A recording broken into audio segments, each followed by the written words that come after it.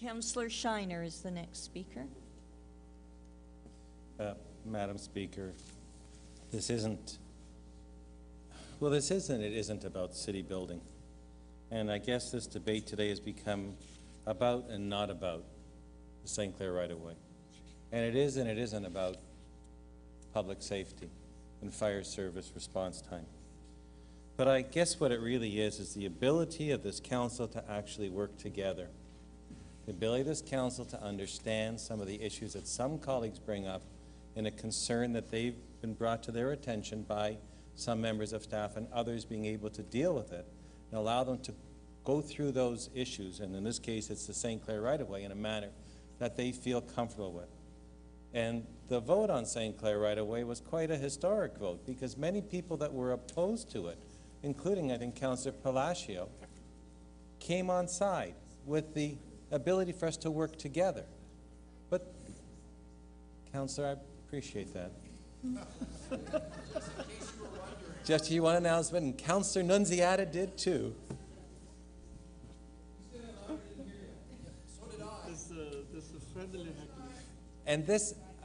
And I appreciate the intention of even the comments that were made.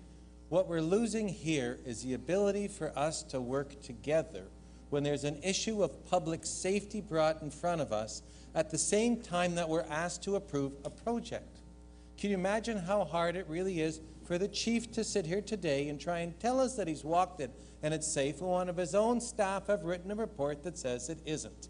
And for us as a board of directors to try and tackle the problem of approving this project when we have a report that's been circulated in front of us saying it's not safe, and we don't have a report in front of us saying it is safe. Councillor, please, that's the point. Councillor Perks, we don't have a report in front of us. Now, this is about building the St. Clair right-of-way because it's so instrumental to us being able to build a city, a good city, and build that good city together. And let me tell you, the direction that we're going in as this council is not working together. It's divisive. It's separating groups. And many of the debates that should be over the St. Clair right-of-way and the issues here have been over the individual members of council. And it's not pleasant to any of us, I don't think, on any side. We may have some scurrilous compliments about people and we may take pot shots at people, but at the end of the day, do you really feel good because someone made a comment about somebody else after you finished with the heckle? I don't think so. I think this council's going in the wrong direction when it comes to working together, and this debate here has shown it.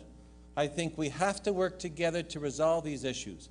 I think we have to get a report up that shows that this right-of-way as it's being built is safe and can become the model that Councillor Mihevic's saying it should be for other people to look at, and it works. I think we should know that we've done our very best when it comes to responding to the needs of the residents. The chief himself today didn't say there's been no change in response time. He said there's been a change. It's gone from 4 minutes and 10 seconds to almost 4 minutes and 40 seconds in the last 2 years. But he's not sure why, because there's traffic conditions and other issues. He can't tell us why it's any worse, and it's happened in other areas of the city. Maybe we're just busier. But these are issues, as a board of directors of the Corporation of the City of Toronto, that we should be wrestling with and getting answers to together. Now, I supported the St. Clair right-of-way, and I'll support this here today. And I'll continue to support it.